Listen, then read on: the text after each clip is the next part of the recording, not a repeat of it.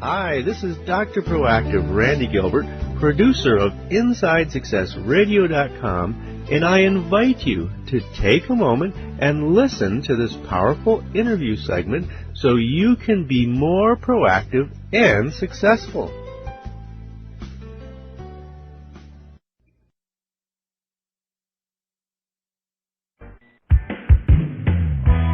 Let's return to the path to triumph with the Inside Success Show. Welcome back to the Inside Parenting Success Show. This is Jodie Lynn, and I'm talking today with Twyla Prindle, author of Where's My Money and Can I Have Some Money, Please?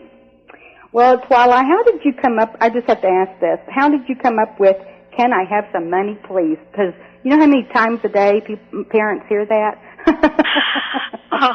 Well, the short version of how I came up with that, I was actually on one of those red-eye flights coming back from Las Vegas. And I just heard my goddaughter saying that to me over and over again, and then the story just started to flow with it, and I just kept praying. I was like, Lord, please let me remember all of this once I land. So I was too tired to write it all down. Plus, I was stuck in the middle. So once I landed, I remembered everything, and as I started to write it down, it all started coming to me. And so that was the beginning of Can I Have Some Money, Please? That's pretty cool. Mm-hmm.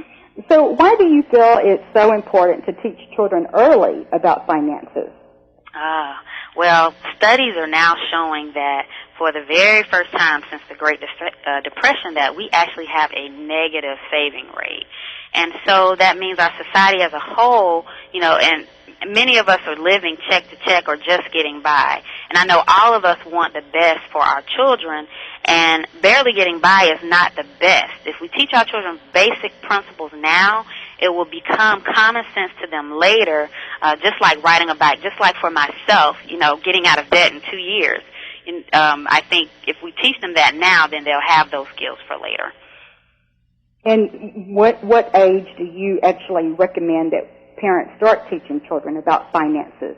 I think, children learn about finances, the earlier the better. I mean, we're teaching children every day about finances. When you go to the grocery store and use your credit card, they are already learning. And just to give you another example, my goddaughter, this is when she was 2 or 3, I can't remember what age, but I complimented her on her new shoes. One day I had her, and I asked her who purchased her shoes for her.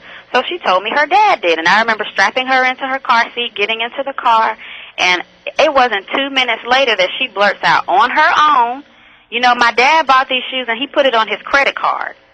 And so I was shocked. I was like, how does she know what a credit card is? And so it was from that day forward that I started talking to her about finances.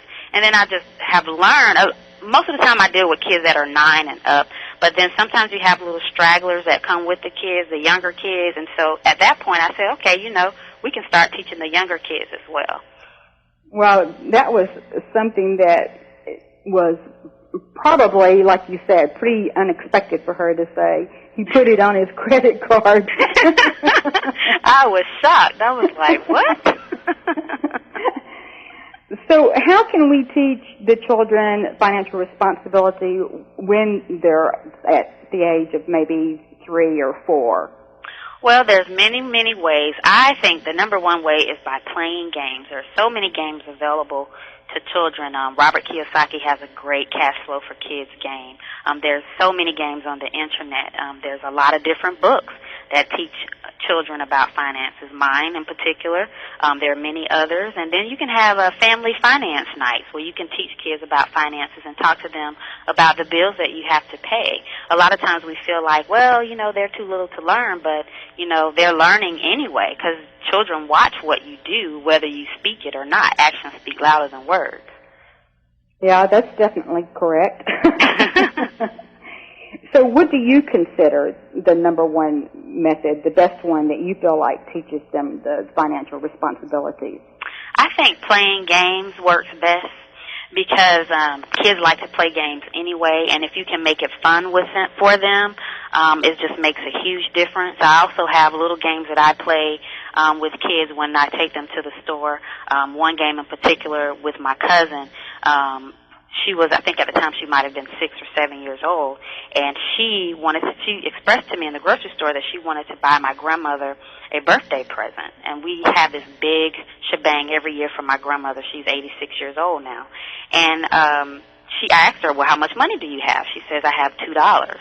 So then from there we started to talk and think of ways. I said, well, let's think of some ways how we can make that $2 grow. What are some ideas? And so we started walking around the store. Hi, this is Dr. Proactive, Randy Gilbert. Thank you for listening to InsideSuccessRadio.com. Now I want to invite you to listen to this entire interview for free. All you have to do to get VIP access is to type in the link as you see it below. In addition to this powerful interview, you'll be able to hear many other of your favorite celebrities such as Jack Canfield, Mark Victor Hansen, Robert Allen, Zig Ziglar, and dozens of others. Plus, there are thousands of dollars in valuable bonus gifts just waiting for you to redeem them. Go ahead, type in the link that appears at the bottom and join me in my studio.